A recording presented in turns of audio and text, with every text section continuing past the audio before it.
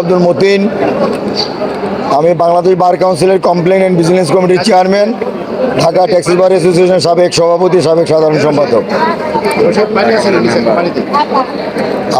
সারা বাংলাদেশের যে প্রেক্ষাপট আপনি বলছেন একটা দুর্যোগপূর্ণ অবস্থা, আমি ব্যক্তিগতভাবে সেটা মনে করি না। বাংলাদেশ অত্যন্ত সুন্দর এবং সুশৃঙ্খলভাবে এখন চলছে। পরবর্তী পরিস্থিতিতে গণতান্ত্রিক পরিবেশে একটা সুষ্ঠু নির্বাচন হয়েছে। সেই নির্বাচনে বিপুল ভোটে বাংলাদেশ জাতীয়তাবাদী দল নির্বাচিত হয়েছেন।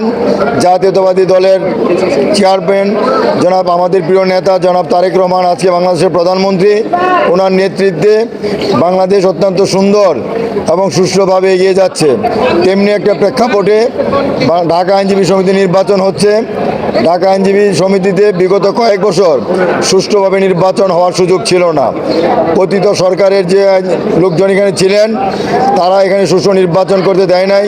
নির্বাচনের নামে প্রহসন হয়েছে। অনেকদিন পর সুষ্ঠু পরিবেশে, সুশৃঙ্খল অবস্থায়, উৎসবমুখর পরিবেশে ঢাকা আইনজীবী সমিতি নির্বাচন হচ্ছে।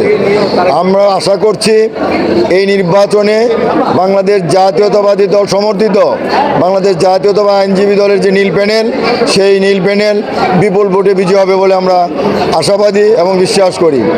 বাংলাদেশ জাতীয়তাবাদী দল সমর্থিত নীল প্যানেল যতবার এই ঢাকা আইনজীবী সমিতি নির্বাচিত হয়েছে ততবার আইনজীবীদের কল্যাণে, আইনজীবীদের স্বার্থে গুরুত্বপূর্ণ ভূমিকা পালন করেছে, কাজ করেছে। আমরা আশা করছি এবারও যদি ইনশাআল্লাহ বাংলাদেশ জাতীয়তাবাদী আইনজীবী ফোরাম কর্তৃক মনোনীত নীল প্যানেলের যারা প্রতিনিধিত্ব করছেন, পূর্ণ প্যানেল ইনশাআল্লাহ নির্বাচিত হবে আশা করছি।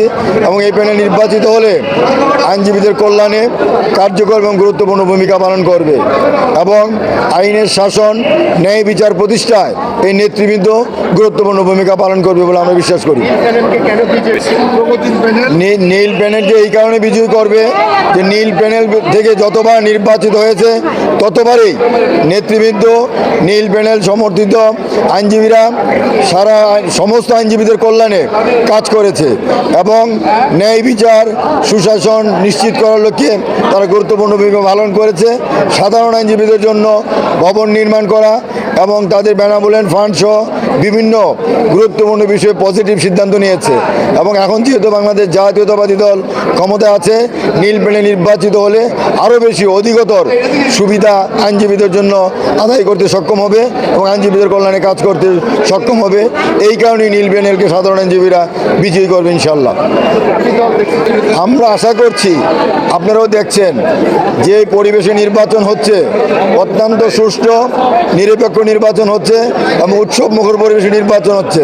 আমরা আশা করছি যারা প্রতিনিধিত্ব করছেন এই যে আজকে যেভাবে শুরু হয়েছে, আগামী দিনে ইনশাল্লাহ এভাবে বজায় থাকবে এবং সুষ্ঠুভাবে রেজাল্ট হবে এবং সকল পক্ষই মেনে নেবেন। এই কারণে মেনে নেবেন যে নির্বাচন সকলেই দেখছেন এখানে কোনো ধরনের ইঞ্জিনিয়ারিং কেউ করছেন না, কাউকে প্রভাবিত করার জন্য কেউ চেষ্টা করছেন না।